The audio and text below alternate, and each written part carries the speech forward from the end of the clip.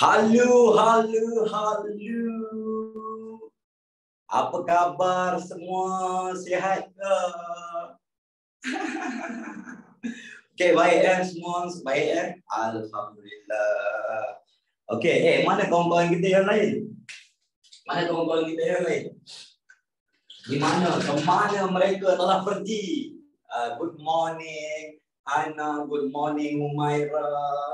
Okey, sihat ke? Happy birthday. Sekejap lagi saya nyanyikan lagu happy birthday. Okey, kejap lagi baru makan. Saya tak sempat nak makan lagi ya. Halo, halo, halo. Okey, cepat. Come on. Sekejap saya betulkan connection mic saya sekejap. Sebentar ya.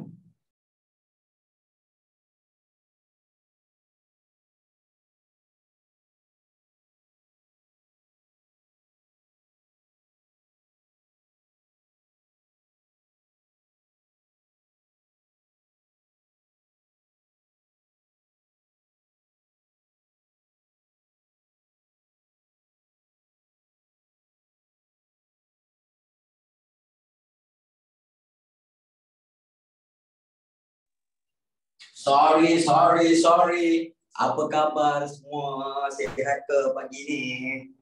Sihat ke pagi ni? Apa aktiviti? Apa aktiviti yang kamu buat hari ni? Buat apa? Waalaikumsalam Syazana. Saya sesama sikit. Itu je. Kebelakangan ni memang sesama. Okey, kita test dulu kita punya mic ya. Testing. Si daya kain ya. Testing 1 2, testing 1 2 3. Boleh dengar dengan baik ya? Boleh dengar dengan baik ya? Okey, boleh. Okey, bismillahirrahmanirrahim. Assalamualaikum warahmatullahi taala wabarakatuh. Salam sejahtera, selamat pagi, apa khabar? Najibah, Izzatul, Syamina, Daniel, Fazrin, Damia dan lain-lain. Okay, so ladies and gentlemen, saya nak tanya kamu semua kan, Syasha dan juga sebagainya. Okay, semua orang majority exam, ada cikgu dah bagi tahu. Hi, see you. Cikgu dah ada bagi tahu dah exam berapa hari bulan? Ada. Okey, berapa hari bulan? Cuba cerita sikit. 9 Januari, 10 Januari, 8 Januari, 15 Januari. Okey, 5 Januari. Orang cakap minggu kedua. Okey, so jadi jangan lupa yang untuk UASA dia most probably dia akan keluar pada tingkatan memang minggu kedua lah. Biasanya dia akan mula UASA dia akan bermula pada pertengahan Januari sampai second week of January until pertengahan Februari. Jangan tak tahu benda tu lah. Okay, note semua orang dah download belum? Note semua dah download belum? Dah download ke belum download lagi? Dah ke? Yes or no? Yes or no? Okay, dah. Very good. Okay, so jadi pastikan anda telah mengedownload, telah memuat turun Okay, so pastikan anda telah memuat turun. Ada sedikit notes, lepas tu ada sedikit soalan, betul tak? Jadi ada yang beberapa benda yang kita nak bincangkan untuk hari ini. Jadi pastikan anda bersama-sama dengan saya sehinggalah ke akhirnya. Pastikan kamu semua sampailah ke akhirnya. Okay, so ladies and gentlemen, saya nak tanya sikit. Semua orang kenal tak Pele tu? Yang pemain bola sepak yang baru meninggal dunia, kenal tak Pele? Kenal. Okay, so saya nak tanya, kamu tak membesar pada zaman Pele main pun. Tapi macam mana kamu boleh mengenali Pele? Terutamanya Neymar tu kan. Okay, macam mana kamu tahu Pele? Orang-orang perempuan ada yang berminat ke? Dari IG Mbappe, teknologi. Tahu-tahu kenal lah. Baru kenal semalam. I see. Okay, so ladies and gentlemen, Pele ni antara player, saya ni tak berapa minat bola sepak. Tetapi saya ni tahun 80-an of course lah, kamu tak lahir lagi kan, tahun 80-an. Jadi saya memang sangat-sangat berminatlah dengan mereka yang pada waktu tu memang Brazil, memang Argentina, Uruguay, Paraguay, negara-negara yang duduk dekat Amerika Latin ni memang very very powerful. Bola sepak dia memang sangat-sangat kuat lah. Mereka ni pada waktu tu memang sangat-sangat kuat. Jadi negara-negara yang dipanggil sebagai Amerika Latin lah. Okey, jadi jom kita teruskan ya. Orang kata menyebabkan Pele, Messi dengan Ronaldo, maybe. Okey, jadi jom kita teruskan. Okey, pastikan anda ada ini dekat tangan jadi pastikan ada bab 9 ada dekat tangan semua orang. Ada? Dah download? Tak apa, tak print pun tak apa. Tapi pastikan anda telah mengedownload. Saya nak tanya, pasal apa pagi ni tak ramai orang? Pasal apa kawan-kawan kita pagi ni tak join ramai? Kenapa? Pergi bercuti ke? Okey, ada pun banjir, tidur, tak bangun lagi. Sabar je lah tau. Okey, bukannya nak kena pakai cantik-cantik pun. Buka je kan Zoom tu. Sambut tahun baru. Okey, jadi jom kita teruskan ya. Okey, sedikit. Okey, jadi kalau sempat kita akan tengok sedikit soalan hybrid lah, soalan struktur / essay tu. Okey, berapa orang dekat dalam ni? Kita ada 331 orang lah. Okey, di mana jom kita teruskan. Okey, di mana minta maaf saya hidung saya tersumbat lah. Okey, di mana dekat dalam bab 9 kita ada apa yang dipanggil sebagai sumber semula jadi. Okey, so semua ingat tak kamu pernah belajar bab ni? Okey, di mana juga kita tengok apa yang dipanggil sebagai kerjasama dari segi ekonomi dekat dalam dunia. Okey, so saya nak tanya dengan anda. Bila kamu belajar dekat dalam bab ni, naikkan kamera sikit boleh. Sekejap Alright. Okey, jadi apa yang kita tengok kan, kamu ingat tak kamu pernah belajar benda ni? Pernah belajar bab ni? Kamu ingat ke tak ingat? Ingat Okey, jadi saya nak tanya dengan kamu, ekonomi dunia ni penting ke tak penting untuk kita masyarakat dekat dalam dunia ni? Ekonomi dunia ni penting ke tak penting? Sangat-sangat penting. Okey, contoh. Alright, mungkin ada dengar kot ayah kamu ke mak kamu ke, especially mak lah kan. Okey, komplain pasal harga ayam tinggi. Lately kan, harga ayam tinggi. Lepas tu kita telur tak ada. Kamu tahu tak yang antara penyebab harga ayam tinggi, hai Kiha, okey, dan juga harga telur tu tinggi dan juga stok tu tak ada disebabkan pengeluar tak nak keluarkan. Kamu tahu sebab apa? Salah satu sebab dia adalah apa yang dipanggil sebagai perang yang berlaku antara Rusia dengan Ukraine. Yes. Harga telur dunia, harga telur Malaysia, harga kita punya ayam ada kena-mengena dengan ni. Sebab itulah tengah mahal. One of the reasons. One of the reasons. Ada lagi yang tanya, so pasal apa kena-mengena?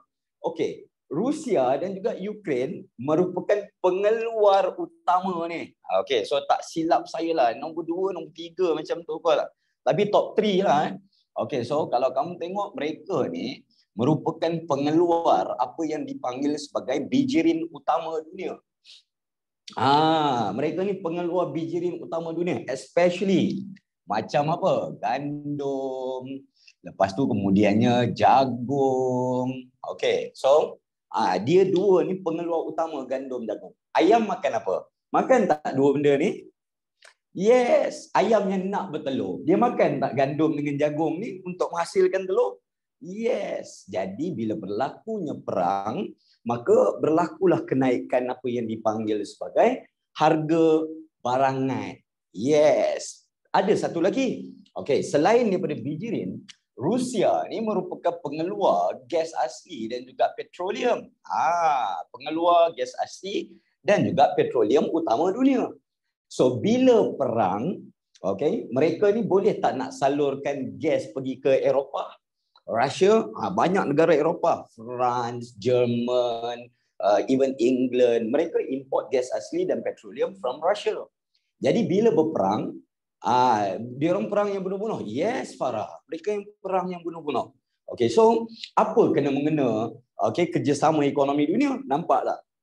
Bila berlakunya perang dekat sini, secara automatik harga ayam, harga telur naik, harga gas asli naik. Lepas tu saya nak tanya, dekat Eropah Barat sekarang ni tengah musim apa?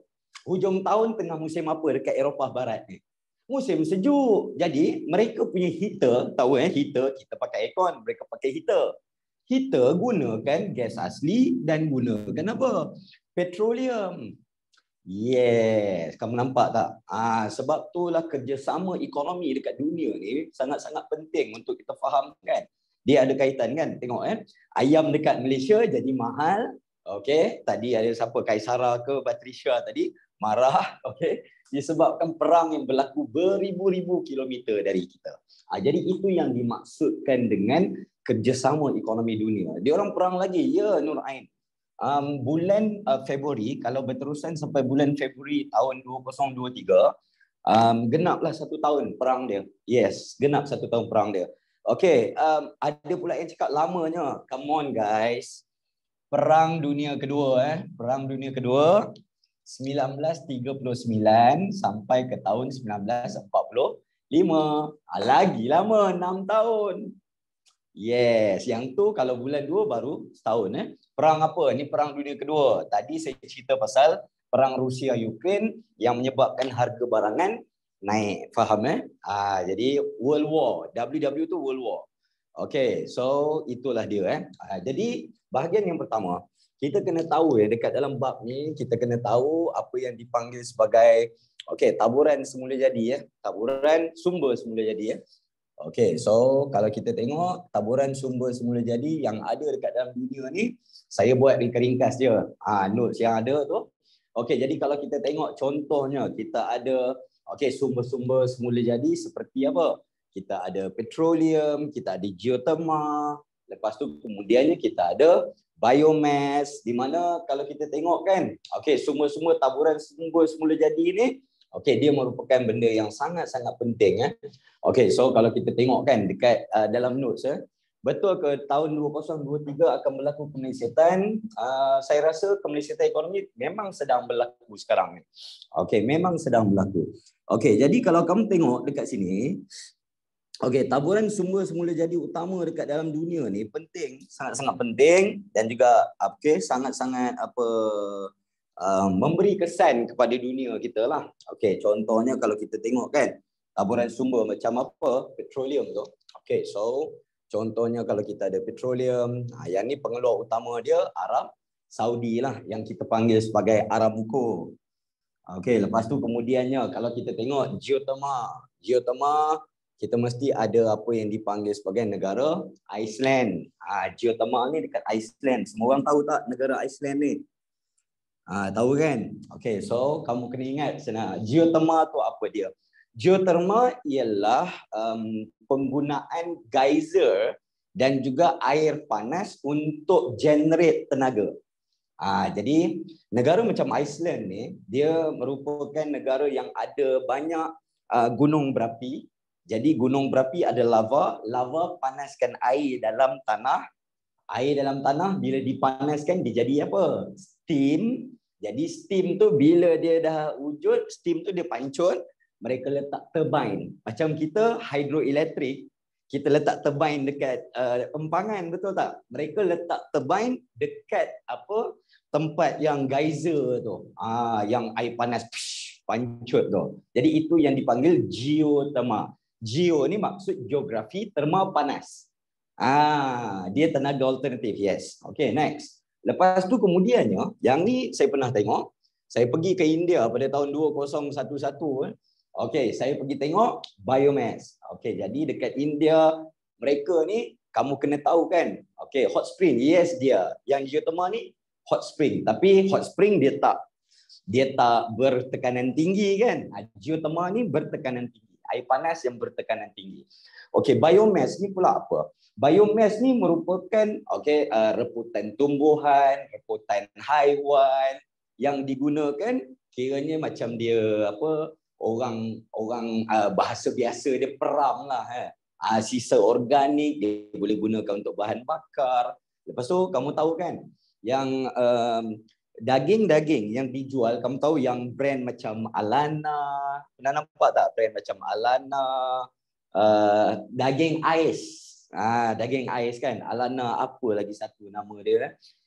Mereka ni yang ada jual daging dekat daging-daging ais daging beku dekat pasar. Jadi Alana ni syarikat apa? India.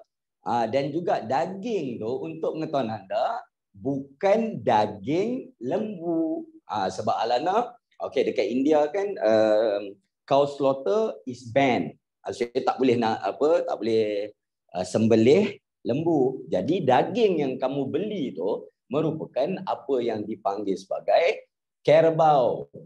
Carabao beef ataupun kita panggil sebagai daging apa? Daging kerbau. Itu bukan daging lembu tau. Yang brand Alana ni. Next time pergi pasar, kalau kamu tengok yang dalam packing tu, Alana. Itu bukan daging lembu. Yang orang cakap daging ais kan. Itu merupakan daging kerbau. Okay, so apa kena-mena? Sebab, okay, India pengeluar daging kerbau yang tinggi. Dia banyak lah, dia banyak ternak kerbau. Jadi biomass pun tetap boleh digunakan. Pernah beli tak kena dengan tekak. Yes, sebab itu daging kerbau, bukannya daging lembu. Okey. Jadi apa lama ke dia perap? Apa benda yang diperap? Oh, ni biomass ni. Lama lah. Kamu tahu kan bila kita ambil sampah contohnya, kamu letak dalam bekas, kamu biar dia jadi busuk, betul? Kenapa dia busuk? Sebab dia mengeluarkan gas. Metana dan sebagainya. Jadi gas tu yang diambil untuk generate tenaga. Tu satu, nak bakar pun boleh juga. Jadi biomass ni dia luas. Proses perebutan, very good.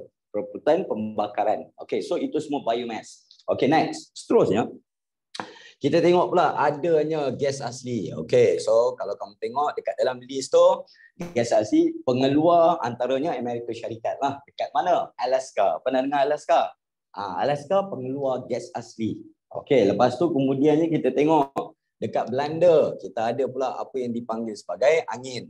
Ada pelajar tanya dengan saya, "Sir, angin kenapa kita tak buat dekat Malaysia ni?"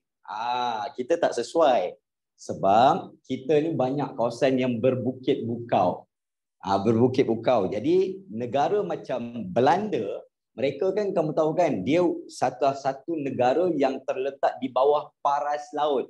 Faham tak? Belanda ni kenapa sesuai buat angin? Sebab ini laut. Okey, so contohnya ini laut. Lepas tu kemudiannya ini daratan. Okey, so selalu kita macam ni, betul tak? Ini laut, ini negara. Kan? Tapi macam Belanda, basically macam ni rupa dia Belanda ni. Faham tak? Negara dia dekat sini. Faham tak? Ini laut. Okey, dia ni lagi bawah daripada paras laut. Dan juga dia landai. Jadi dia di bawah paras laut dan landai, maka itu yang dia punya angin dia lebih kuat. Tak banjir, tak adalah. Saya nak bagi tahu dengan kamu, yang ni sekadar ilustrasi, sebenarnya sini dengan sini bukan dekat. Jauh lah, faham tak? Jauh ni. Okey, so cuma saya nak tunjukkan dia berada di bawah paras laut. Sebab tu dia sesuai untuk generate angin. Okey. By the way, ada orang Bangi tak dekat sini? Ada orang Bangi? Anyone from Bangi? Say hey, Bangi Selangor. Okey, Nurin Bangi, Farish. Ramai Bangi. I see. Najmi. Okey, pada penduduk-penduduk Bangi, kamu pernah lalu depan UKM kan? Saya selalu main kriket dekat sana. Kalau kamu lalu depan padang kriket UKM tu, dekat tepi jalan tu, kamu ada nampak kipas. Betul tak? Kipas untuk generate tenaga angin. Depan UKM ada. Itu pun saya rasa sekadar testing sahaja.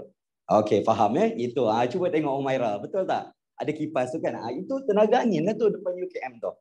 Pada siapa-siapa yang nak tahu, kamu boleh Google lah. Google tenaga angin di UKM. Okey, dapat ya? Next, seterusnya. Bila kita dah habis ni, kita tengok pula seterusnya. Kita ada seperti tenaga apa? Tenaga air. Okey, so tenaga air ni dekat China. Dan jangan lupa tenaga air ni dekat Malaysia lah. Sebab tu dipanggil hydroelectric. Semua orang tahu empangan-empangan kita dipanggil sebagai hydroelectric. Electric, hydro ni maksud dia air. Okey, dapat basically elektrik air lah. Air elektrik. Air yang dihasilkan daripada elektrik. Okey, jadi China dia antara negara yang besar lah. Okey. Lepas tu masa yang sama, kita ada juga apa yang dipanggil sebagai arang batu. Ada yang cakap awal-awal tadi, kita belajar pasal sumber alternatif. Sumber alternatif ni campur dengan yang tak boleh diperbaharui. Okay, so arang batu ni rahsia. Tapi arang batu ni, kamu pada siapa yang tak tahu, dia merupakan arang yang contohnya macam cerita lama yang ada kereta api yang tu yang asap berkepul-kepul kan. Yang dia punya driver dekat depan tu yang kaut macam benda warna hitam tu, Thomas and Friends. Okay, so masukkan dibakar dalam furnace tu kan. Itulah dia arang batu. So saya nak tanya kejap ya. Okay, Kilian cakap cakul. Okay, Kilian boleh tak saya betulkan kamu? Cakul arang kayu. Cakul arang kayu. Yang ini bukan cakul. Yang ni kita panggil coal. Dapat kalau arang kayu kita panggil cakul. Kalau arang batu kita panggil coal. Clear? Jadi dia ada sedikit berbeza. Okay, thank you Kalian. It's okay, it's okay. Kalian, tak apa. Silap tak apa. Itu sebab kita datang belajar. Trying is very, very important. Okay, next. Lepas tu kemudiannya arang batu ni rahsia lah. Oh, lupa nak cakap. Arang batu ni saya nak tanya, efisien ke tak efisien? Kita bakar, lepas tu kita panaskan air, generate steam untuk generate elektrik. Contohnya, tak efisien. Dia tak efisien. Maksudnya kamu kena bakar dia dalam kuantiti yang sangat banyak, baru hasilkan sikit tenaga. Faham tak? Tapi arang batu ni murah. Masalah paling besar dia mencemarkan apa? Yes, Najibah. Mencemarkan alam sekitar. Okay. Oh, by the way, saya nak tanya. Ada orang Manjung tak sini? Say hey. Macam tenaga di Battersea, yes. Ada orang Manjung, orang Setiawan, orang Air Tawar, Perak. Manjung, Setiawan, Air Tawar. Ada tak? Anyone? Tak ada. Tak ada. No one. No one from area sana. Tak ada. Okay. Untuk pengetahuan kamu, kita ada pusat jana tenaga elektrik. Okay, tenaga elektrik guna arang batu dekat Manjung. Yes, Perak. Ada. Dia apa, kita bakar arang batu untuk hasilkan elektrik. Tapi kerajaan kita tak buat banyak tempat sebab pencemaran lah. Okay, lepas tu masa yang sama dekat France, kita ada tenaga yang dipanggil sebagai tenaga ombak, sama macam hidroelektrik. Maksudnya air ombak tu akan tarik turbine, akan tolak turbine kan. Jadi dia berpusing ya. Okey, bukan arang batu penjana utama elektrik di Malaysia. Okey, Wan Syairah, penjanaan elektrik dekat Malaysia hidroelektrik. Yang utama hidroelektrik. Selain hidroelektrik kita ada arang batu, lepas tu gas asli. Kat Malaysia ada ombak tak? Okey, Najibah, kita tak ada. Tenaga ombak kita tak ada. Itu pun ada reason dia. Di mana ombak kita tak cukup kuat dan tak cukup konsisten. Dan laut kita dekat tepi cetek. Laut kita dekat tepi cetek. Kalau macam France ni, dia memang dekat Bordeaux, tak silap saya. Okay, so yang ombak ni dekat Bordeaux. Okay, dekat France. Saya ulang sekali lagi. Bordeaux. Sebut betul-betul. Kalau kamu pergi ke sana nanti, jangan pula orang tanya kan, Najibah, where are you going? Where are you going? I'm going to Bordeaux. Okay, jangan sebut macam tu. Sebutan dia Bordeaux. Okay, kita ada sumber petroleum? Ada. Kita pun ada. Yang ni dekat France. Okay, lepas tu kemudiannya yang last kita tengok adanya tenaga yang dipanggil sebagai tenaga suria dekat Jepun lah. Okay, so senang je. Ambil. Okay, so sekali lagi jom kita go through sama-sama. Petroleum, petroleum Arab Saudi. Kalau geothermal, Iceland. Kalau biomass, India. Kalau gas asli, US. Angin, Belanda. Kalau air, China. Arang batu, Russia. Lepas tu kemudiannya ombak, France dan Suria, mestilah Jepun. Faham Itu satu contoh negara. Nuklear tak ada. Okey, Rafiatul. Okey, jadi kalau kamu tengok tenaga nuklear ni, dia merupakan tenaga yang kita generate. Faham tak? Kita buat. Okey, so nama tu kena hafal satu-satu. Biomass tu apa? Menggunakan sisa haiwan dan sisa tumbuhan untuk generate tenaga. Gas asli dekat US, Farah. Okey, dalam nota ada, Farah dah download dah. Dalam notes tu dah ada table dia. Tak payah nak ria-ria sangat nak salin pun tak apa. Okey, kok ada yang duduk dalam kereta sama dengan family ke tengah berjalan kan. Apa beza gas asli dan petroleum? Okey, Cik Tengku, gas asli ni gas. Maksudnya gas yang contoh dia gas memasak yang ada dekat dapur rumah kamu tu. Petroleum ni yang menghasilkan dia cecair. Petroleum ni cecair. Maksudnya dihasilkan diesel, petrol, minyak pelincir. Okey, dapat nama dia kena hafal. Kena hafal Farhana. Tak banyak, satu-satu je. Okey, jadi bila kita dah tengok tadi, alright, so taburan dia. Lepas tu kemudiannya kita baru je bincang awal-awal tadi, maka adanya pula apa yang dipanggil sebagai krisis untuk sumber-sumber kita punya semula jadi. Ingat tak yang tadi antaranya yang saya cerita tadi? Apa perang yang sedang berlaku sekarang ni? Perang Ukraine Rusia kan. Adakah itu sebahagian daripada krisis sumber ni? Yes. Jadi contohnya kalau dekat Europe kan, okey, gas asli sangat-sangat mahal sekarang ni Okey, so kalau kita tengok, okey, so kita tak habis lagi, belum lagi Kemah Boh. Belum lagi. Okey, Kemah Boh tu nama kamu ke? Okey, so krisis sumber semula jadi ni kita boleh pecahkan kepada beberapa benda. Okey, antaranya kalau kita tengok dari segi apa yang dipanggil sebagai ekonomi, okey, di mana dari segi ekonomi pendapatan kita tak menentulah. Contohnya kalau kita tengok kan, okey, berlakunya apa yang dipanggil sebagai macam-macam lah berlaku kan. Jadi antaranya kalau kita tengok kan, kita kurang semua krisis. Krisis ni isu ataupun masalah. Akila, kelas habis pukul berapa? Kita habis pukul berapa kita habis? 11.30. Okey, next. Seterusnya. Okey, ekonomi. Jadi contohnya kita kurang sumber. Jadi kurang sumber ni maksudnya sikit. Lepas tu kemudiannya kalau kita tengok ada pula kenaikan harga. Itu antara krisis-krisis dia lah. Okey, disebabkan oleh perang contohnya. Lepas tu kemudiannya, okey, so kos sara hidup kos sara hidup tinggi. Okey, so kos sara hidup tinggi disebabkan oleh apa yang dipanggil nilai mata wang. Okey, so nilai mata wang kita merudum contohnya lah. Okey, kuasa beli pun jadi lemah lah. Okey, lepas tu itu dari segi ekonomi. Lepas tu masa yang sama ada pula isu yang ada dari segi politik. Okey, contohnya kalau kita tengok perebutan kawasan. So yang ni yang kita dah bincang tadi. Okey, contohnya perang Rusia dengan Ukraine tu adakah dia berebut kawasan? Yes.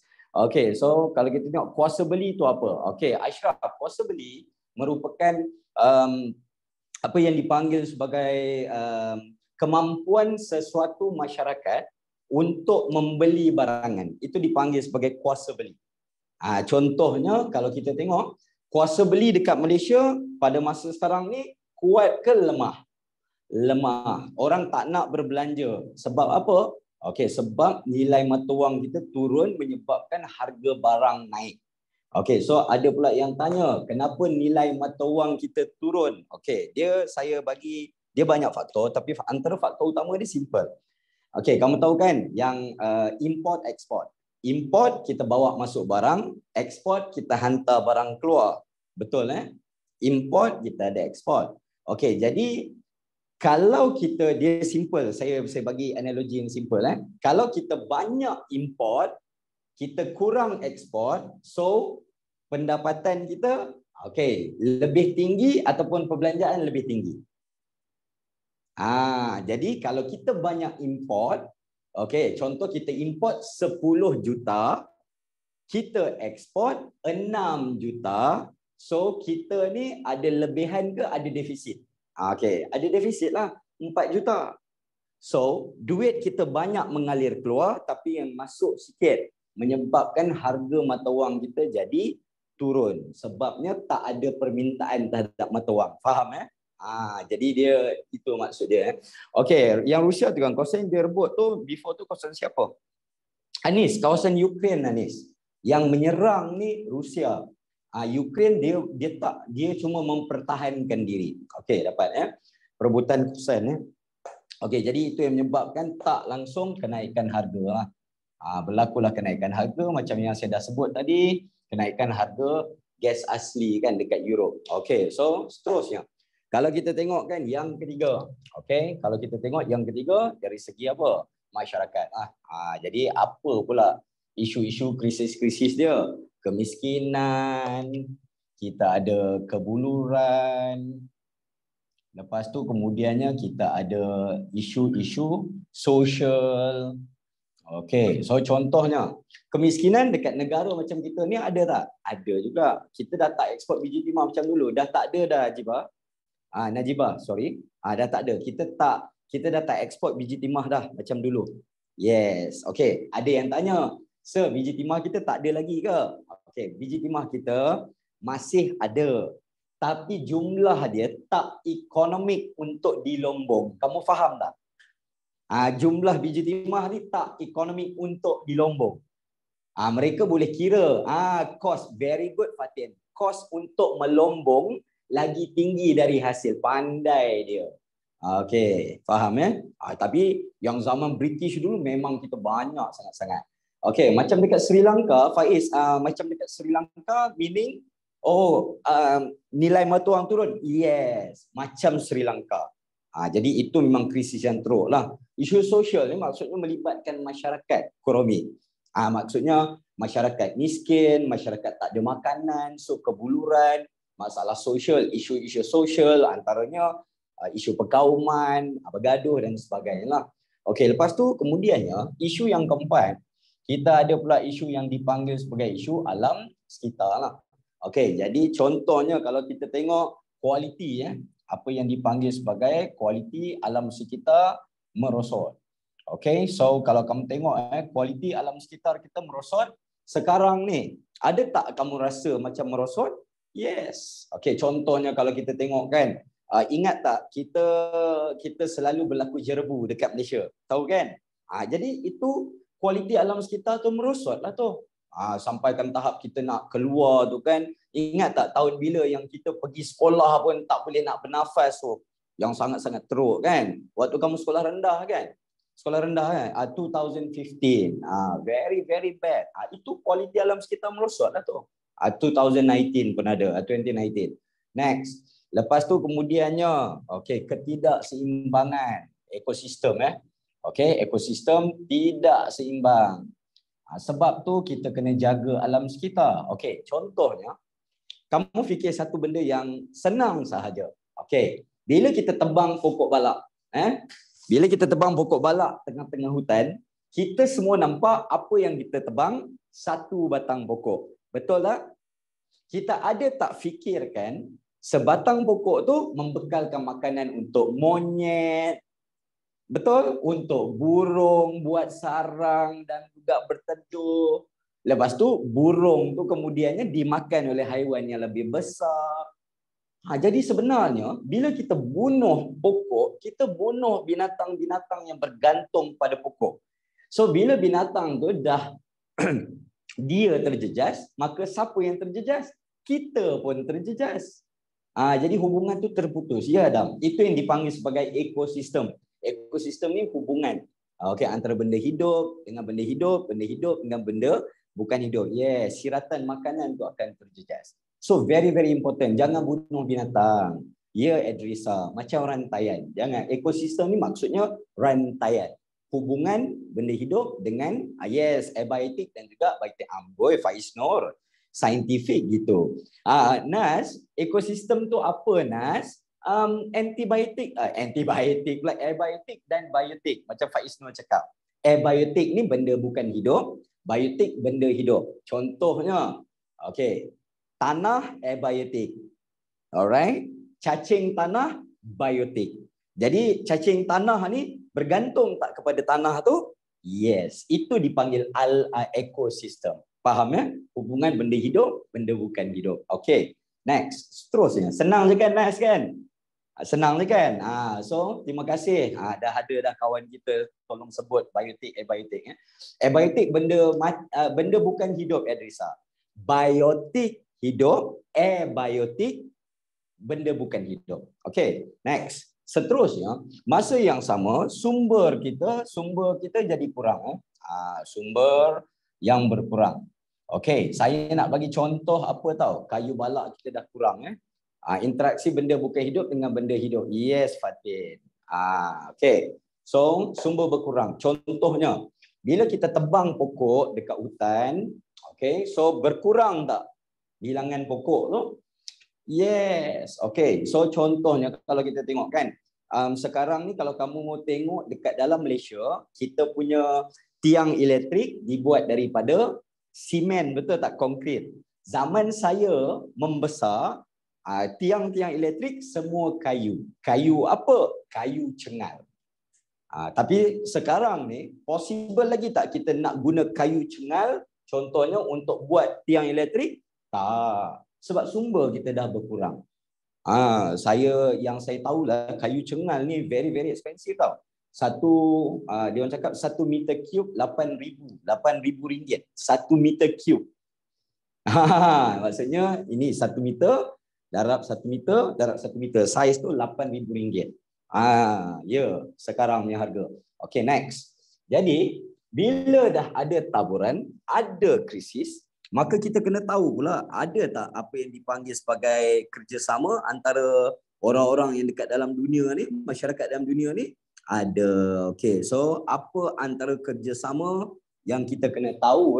Okay, so dekat dalam 9.3 kita belajar apa yang dipanggil sebagai kerjasama. Kerjasama ekonomi antarabangsa. Okay, so yang ni menarik.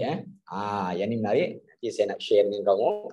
Okay, so kerjasama ekonomi antarabangsa maksudnya negara dengan negara, dengan di antara negara dengan negara. Okay, so kerjasama ekonomi antarabangsa, contoh yang paling jelas, kerjasama ni kena hafal. Yes, kena hafal.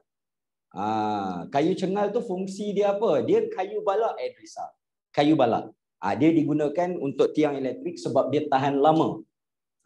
Kena hujan, kena panas apa semua, dia susah nak reput, dan juga haiwan macam anak-anak dia tak makan kayu cengal. Okay, so antaranya kita ada kerjasama yang dipanggil sebagai ASEAN. Saya galakkan kamu hafal nama dia. Senang je. Association of Southeast Asian Nation. Okay, so Association of Southeast Asian Nation. Okay, so kita tengok kita ada total ada berapa negara? Thailand, Malaysia, Singapura, Indonesia, Myanmar, Vietnam, Filipina, Kemboja, Brunei, Laos. Okay, so aspek yang kita buat kerjasama, contohnya kita ada aspek dari segi pendidikan. Okay, so ada orang Penang tak dekat sini? Timor Leste pun. Okay, so ada tak orang Penang dekat sini? Ada. Okay, so ada. Jadi kalau kamu pergi ke Penang, dia ada satu center, hafal ASEAN pun dah cukup ya Farhana. Dia ada satu center di mana apa nak cakap dia merupakan satu pusat, ada satu pusat dekat Penang, saya lupa sekejap apa nama dia saya tak ingat. Okey, di mana negara-negara ASEAN kita kumpulkan apa yang dipanggil sebagai buku-buku teks dan silibus dekat dalam negara ASEAN ni. Faham dekat dalam negara ASEAN ni. Lepas tu kemudiannya silibus tu dia tunjukkan simpan dekat Penang. Yes. Jadi itu kerjasama pendidikan lah. Jadi pada orang Penang kamu boleh pergi. Kejap saya lupa apa nama center tu. Bukan pada botol, dia macam library. Dia macam perpustakaan. Di mana semua buku teks seluruh negara ASEAN ada kat situ. Lokman, boleh tulis nama ASEAN? Boleh. Nama penuh tak payah tulis. Okay, next. Seterusnya, kalau kita tengok pula, ada pula yang kedua dari segi pelancongan. Lepas tu kemudiannya dari segi penyelidikan dan sebagainya. Okay, lepas tu kita ada pula IMS. Apa yang dipanggil sebagai IMS GT. Okay, Indonesia, ingat tu, senang je. Indonesia, Malaysia, apa lagi? Singapore. Alright. So itu yang kena tahu Okay, penyelidikan dia orang buat apa? Di mana Mafilindo tu Malaysia, Filipina, Indonesia. Penyelidikan diorang buat apa? Macam-macam lah penyelidikan yang dibuat. Okey, contohnya kalau kita tengok penyelidikan haiwan, lepas tu penyelidikan sumber dan sebagainya. Okey, kita ada apa yang dipanggil sebagai IMSGT, kita ada IMTGT. Okey, kamu ingat ni senang je. Dengar GT ni maksudnya growth triangle. Growth. Apa ni? Growth apa dia? Apa maksud growth? Pertumbuhan. Okey, segitiga pertumbuhan. Sebab tu dia ada 3. Indonesia, Malaysia, Thailand, Indonesia, Malaysia, Singapura. Jadi growth triangle. Okey, next. Jadi sama aja. Pertanian, pelancongan, perkhidmatan. Okey, lepas tu masa yang sama kita turut ada hubungan dengan apa yang dipanggil sebagai EU. Okey, so pernah dengar EU maksud dia European Union. Alright, European Union ni maksudnya hubungan kita dengan hubungan negara-negara luar. Okey, dapat IMT tu T untuk apa? T for Thailand. Ini negara, senang je. 3 huruf depan negara. Indonesia, Malaysia, Singapura, Indonesia, Malaysia, Thailand. GT ni growth triangle. Segitiga pertumbuhan. Maksudnya dia nak bangunkan kawasan segitiga negara tu. Okey, EU ni Malaysia ni dengan negara-negara Eropah. Negara EU ni kena hafal ke semua? Tak payah. Tapi kamu kena tahulah 2, 3, betul tak? Okey, dan seterusnya ASEAN, N ni apa? Nations, negara. Okey, kita ada pula apa yang dipanggil sebagai APEC. Di mana APEC ni merujuk kepada pertumbuhan ekonomi negara-negara Asia Pasifik. Asia Pacific Economic Caucus. Saya ulang sekali lagi. Asia Pacific Economic Caucus. EU, European Union. Okey, so European ataupun Kesatuan Eropah. Okey, kita ada APEC. Jadi ini merujuk pada negara dekat ASEAN campur dengan negara-negara yang maju. Kenapa Malaysia tak masuk G20? Okey, Cik Daniel, G20 ni untuk pengetahuan kamu dia merupakan top 20 ekonomi dunia lah. APEC, APEC. Kalau EP, APEC. Okay, so APEC, Asia Pacific Economic Caucus. Alright, Asia Pacific Economic Caucus. Okay, next. Lepas tu kemudiannya kita ada pula pertubuhan perdagangan dunia. Okay, yang dipanggil sebagai, boleh tolong tuliskan dalam notes kamu. Pertubuhan perdagangan dunia ni nama dia WTO, World Trade Organization. Ini satu dunia lah. Okay, World Trade Organization. Jadi nama-nama ni just kamu kena tahulah singkatan. Okay, apa yang dipanggil sebagai apa yang cooperation? World Trade Cooperation. APEC tu apa? APEC, Asia Pacific Economic Caucus. Kerjasama ni masuk Asia tak ada Cik Dini. Sebab yang ni cuma nak bagikan nama.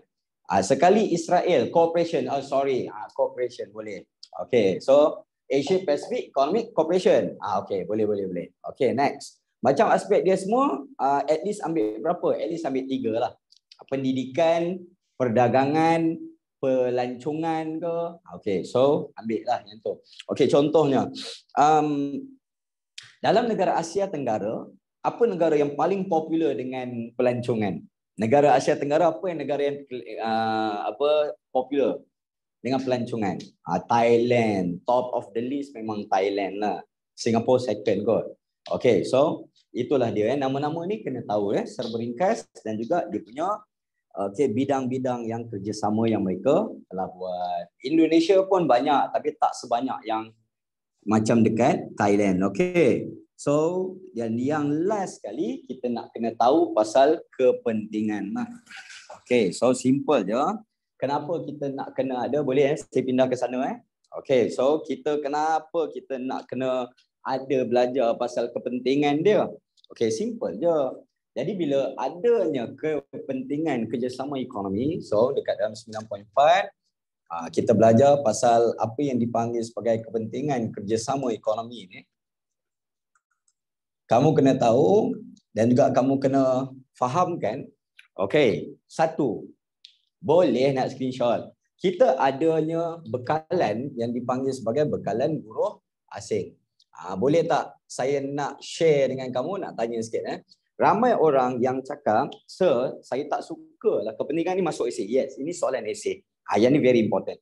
Okay, so bekalan buruh asing. Ada orang cakap, sir, saya tak sukalah orang Bangladesh datang Malaysia, orang Vietnam datang Malaysia, orang Thailand ke Indonesia datang Malaysia. Saya tak suka. Kamu kena ingat satu benda.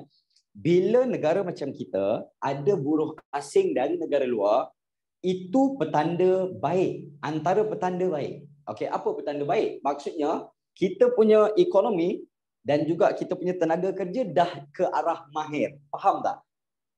Macam kamu semualah. Majoritinya akan pergi belajar, masuk teknik ke, masuk vocational, masuk universiti, jadi professionals. Faham tak? Jadi, kita banyak pekerja mahir dengan pekerja separuh mahir. Jadi yang pekerja tak mahir, kita import lah. Faham tak? Kita kena import. Jadi bila diimport, maksudnya dia mengisi dekat ruang bawah, maksudnya education level kita dah makin tinggi. Dia ada juga kesan positif dia sebenarnya, bekalan buruh asing. Jadi boleh ke kita gaduh dengan Thailand? Boleh ke kita gaduh dengan Indonesia? Tak boleh. Sebab kita perlukan bekalan buruh asing tu. Faham ya? Next. Okey, lepas tu kemudiannya, by the way, ada tak rakyat Malaysia yang pergi bekerja pula dekat luar negara? Ada yang pergi Australia, ada yang kerja dekat Canada, ada yang kerja dekat US, Jepun, Singapura. Okey, kamu perasan tak? Itu negara-negara yang lebih maju dari kita. Betul atau tidak? Dia memang macam tu. Negara yang kurang maju akan jadi buruh asing dekat negara yang lebih maju. Macam kita, negara kita, ialah kita berbanding dengan Jepun, kita kurang maju. Tetapi yang kurang maju daripada kita akan datang bekerja kat negara kita. Nampak tak? Itu yang dipanggil sebagai bekalan buruh asing tu. Okay, next. Itu yang pertama. Lepas tu kemudiannya memperoleh apa yang dipanggil sebagai bahan mentah. Jadi memperoleh bahan mentah ni, bagilah contoh kalau dalam esei. Apa bahan mentah dia? Kira ni Malaysia tengah-tengah. Ya, Neptune. Okay. Lepas tu kemudiannya kita tingkatkan apa yang dipanggil sebagai pelaburan. Kalau orang tak selesa dengan kita, orang nak tak datang negara kita melabur. Okey, bab ni famous. Boleh tahan juga. Maksudnya orang negara kita ada yang jadi buruh dekat negara lain ke? Ada, Mochi? Okey, bab ni famous. Agak famous, Nuraina. Especially this part untuk soalan esei. Okey, lepas tu kemudiannya dia galakkan apa yang dipanggil sebagai pemindahan teknologi. Okey, contohnya, kamu tak tengok kan launch of Proton? Kamu tak tengok, betul tak? Tahun 1985. Saya tengok. Dan mungkin parents kamu pun tengok. Okey, bila Malaysia launch, melancarkan kereta Proton, okey, mana kita dapat Proton? Mana kita dapat Proton? Kita dapat dari Mitsubishi. Kiranya pada waktu tu kereta Mitsubishi kita bawa masuk ke Malaysia, kita parts dia kita bawa masuk, lepas tu kita assemble, kita letak batch Proton. Mana kita dapat teknologi itu? Pemindahan teknologi. But later on kita dah Mitsubishi hantar tu, lepas tu kemudiannya kita tengok, kita belajar, kita start buat sendiri. Tak macam mencuri. Farah, dia tak mencuri. Memang kita sign agreement untuk belajar daripada dia.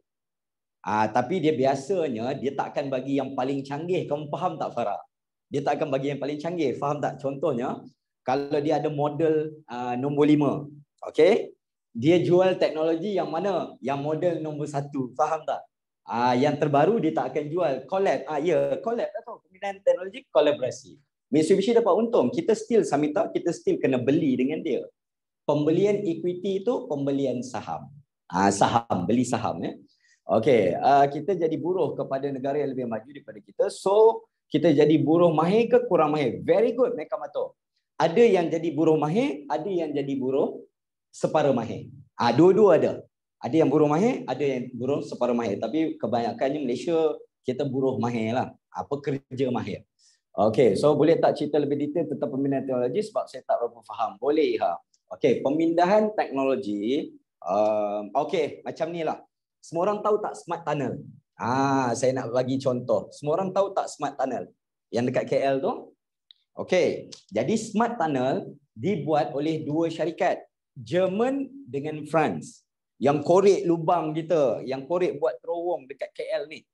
Okay, tetapi kerajaan Malaysia nak bagi projek tu kepada syarikat France dan juga syarikat Jerman tadi. Kerajaan kita letakkan syarat, kamu kena ajar orang kami buat macam mana.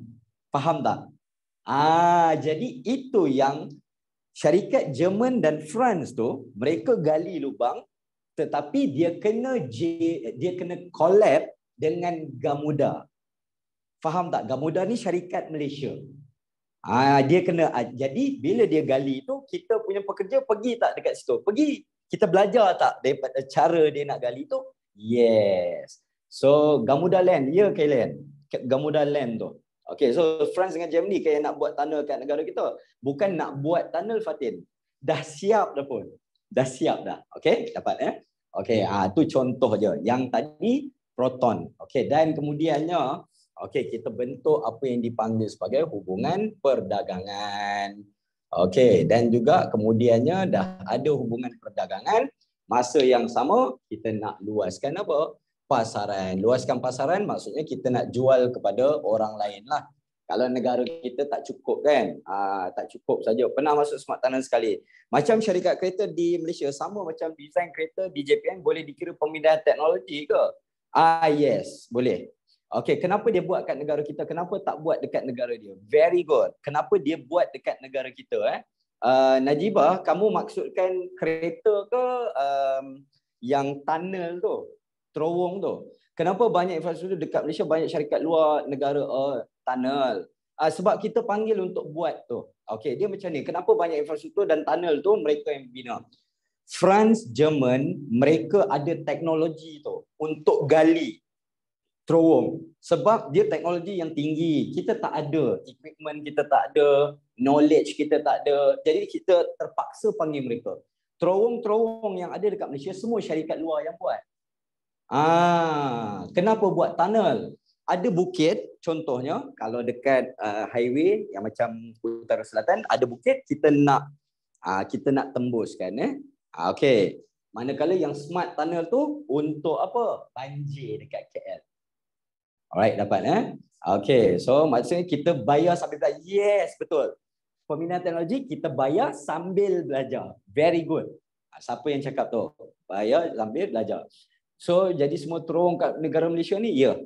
Semua negara luar buat. Okey, dapat Jadi itulah dia. Jom kita tengok sikit. Ada permintaan kawan kita nak tengok soalan esei kan? Okey, so jom kita tengok sikit apa benda dan juga apa soalan esei yang cara nak jawab lah. Sedikit cara nak jawab. Okey, pastikan semua orang tahu pastikan semua orang tahu. Okey, jumpa tak soalan tu? Jumpa ke tak jumpa? Jumpa Okey, jumpa ke tak jumpa? Jumpa. Okey, bagus. Okey, so pastikan anda jumpa soalan-soalan tu. Sekejap Alright, so ready Okey, so apa yang kita tengok dekat dalam soalan dia. Alright, so sekejap. Mana pula saya bagi kat kamu, tiba-tiba saya punya soalan pula hilang. Mana pergi ni? Alright. Okey, jom kita tengok Okey, soalan nombor 7. Kalau kamu ada nampak soalan nombor 7 tu. Alright. So, siapa boleh bagi tahu dengan saya? Soalan nombor 7 ni, jelaskan pengaruh cuaca dan iklim terhadap kegiatan manusia di Malaysia. Lepas tu, mengapakah kegiatan pertanian di Malaysia dapat dijalankan sepanjang tahun? Ini soalan daripada bab berapa? Tahu tak? Ini soalan daripada bab berapa ni? Come on guys. Soalan bab berapa ni? Bab 3, bab 4? Okey, so bab 7. Siapa yang cakap tu? Bab 7. Ikan kekek mak iloi-iloi. Betul. Ikan kekek mak iloi-iloi. Okey, tapi sebenarnya nama topik tu bab berapa tak penting pun. Yang penting jawapan dia. Okey, jom kita tengok macam mana cara nak jawab. Ikan kekek mak iloi-iloi. Old schoolnya. Aduh, saya ingat kamu semua ni hip hop, R&B, pop, rupanya irama tradisional pun ada peminat. Very good. Ada juga peminat. Okay, so seterusnya. Okay, jadi kita nak tengok contoh soalan. Yang ni bab 7. So kalau kita tengok soalan 7A, jelaskan pengaruh cuaca dan iklim. So kita ada jelaskan pengaruh. Yang ni berapa markah? 6 markah. Cuaca dan iklim.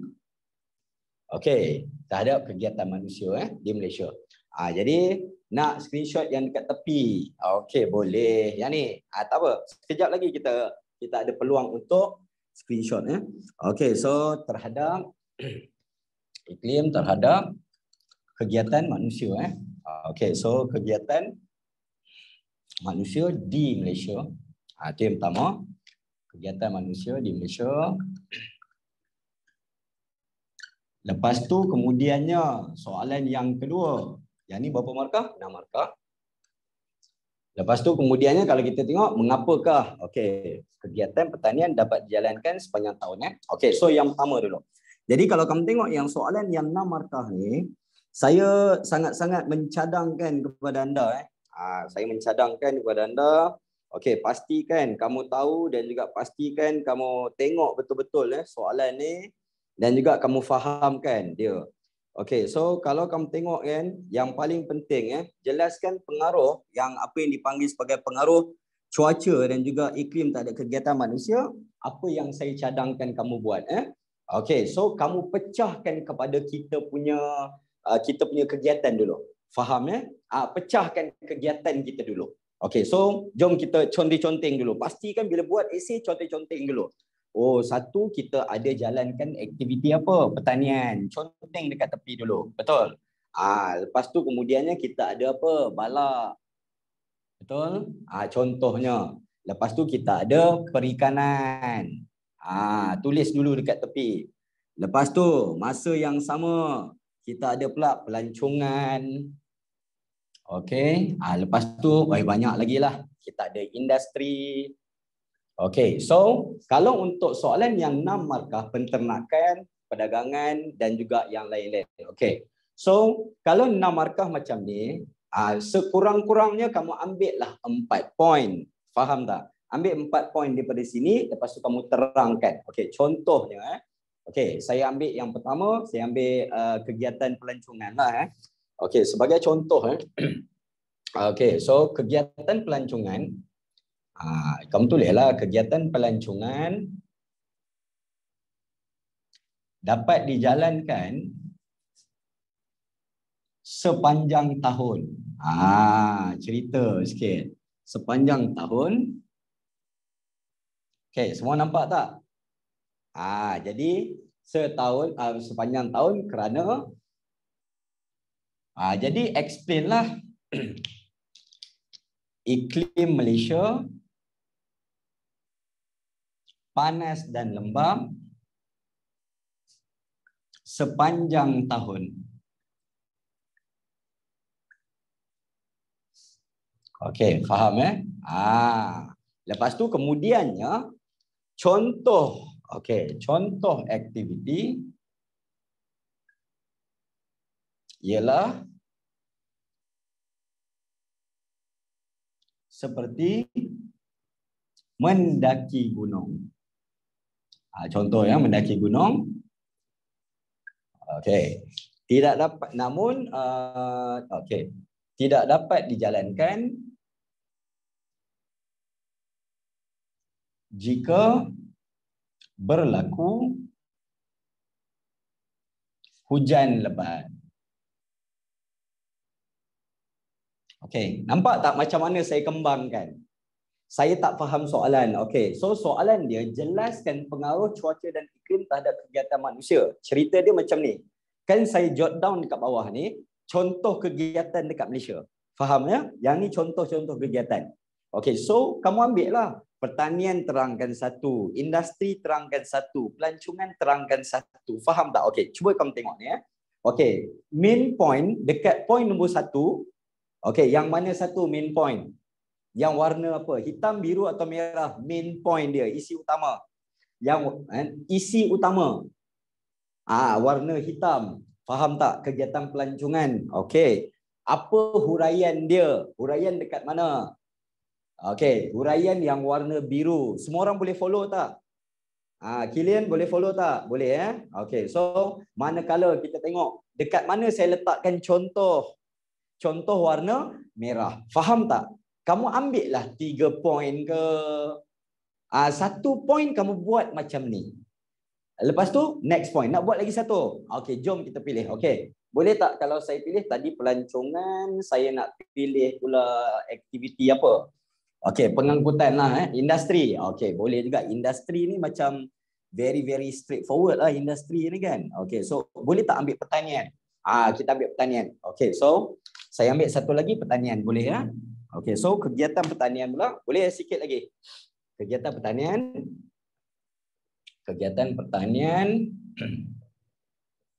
dijalankan. Okey, dijalankan. Kegiatan pertanian dijalankan sepanjang tahun.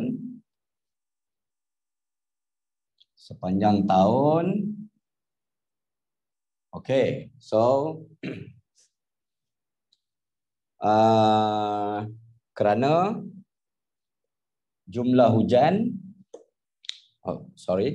kerana jumlah hujan ni huraian dia jumlah hujan yang melebihi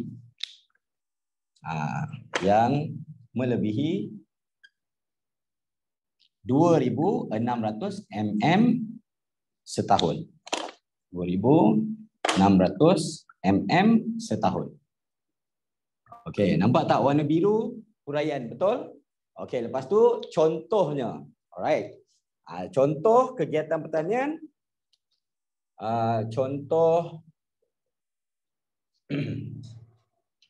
Contoh tanaman ialah apa dia? Padi, getah dan kelapa sawit. Okey, dapat so kalau kamu tengok senang tak? Senang tak? Ini cara nak jawab dia. Kalau buat satu peringgan tolak markah, tak tolak. Cuma saya suka buat peringgan supaya senang nak kategorikan. Faham tak? 1 poin 1 peringgan, 1 poin 1 peringgan. Jadi nampak kemas. Okey, kamu tengok kan? Adakah saya gunakan ayat yang susah-susah ke ayat yang senang-senang je? Ayat yang senang je kan? So gunakan ayat yang senang-senang untuk menulis. Tak perlu. Okey, so ada yang tanya.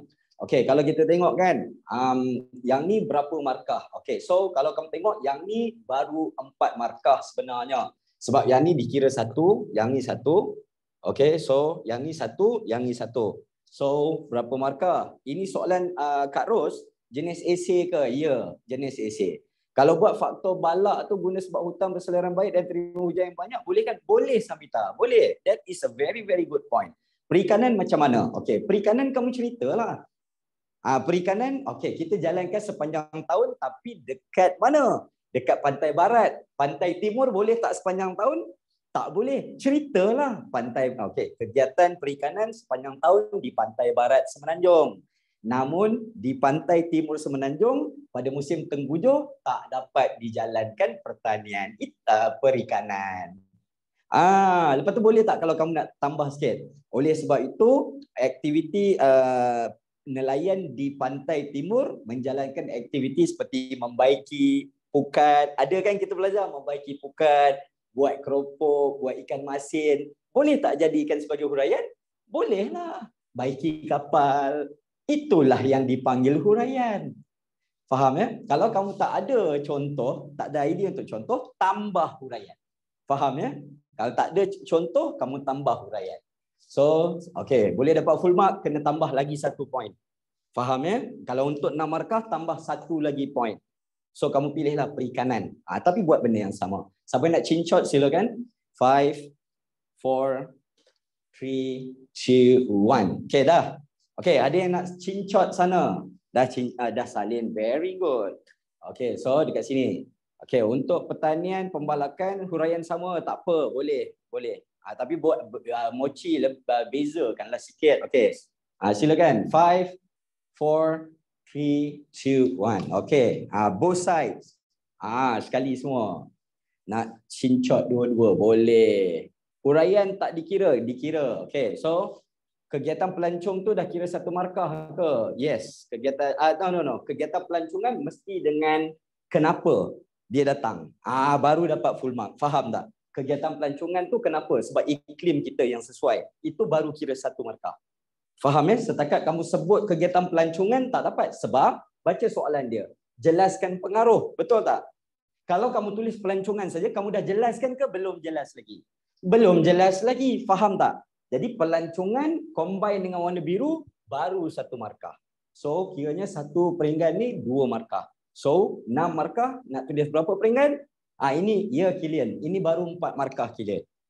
Faham ya maksud saya? Ini dah okey. Penternakan bolehlah kamu ceritalah sesuai untuk menternak sebab tak ada musim sejuk. Betul? Jadi 6 markah macam ni buat 3 peringgan. Okey, siapa nak cincot silakan 5 4 3 2 1. Tulisan saya boleh baca tak ni? Boleh baca tak? Boleh ya? So saya nak ucapkan berbanyak-banyak terima kasih kepada semua orang kerana sudi. Ya, okey, nak minta tips untuk skor sejarah dan geografi, sedikit motivasi ya. Okey, Wan Syairah. Dia senang je. Pastikan kamu enjoy whatever you are learning about.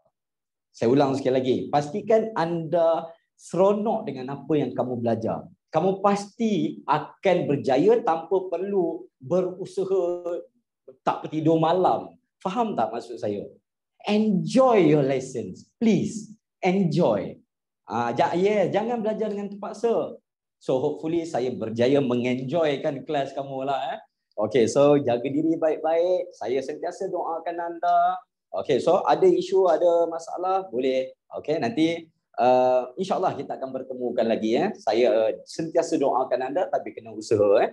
So, Assalamualaikum warahmatullahi. Salam sejahtera. Jaga diri baik-baik. See you guys and girls next year. Take care.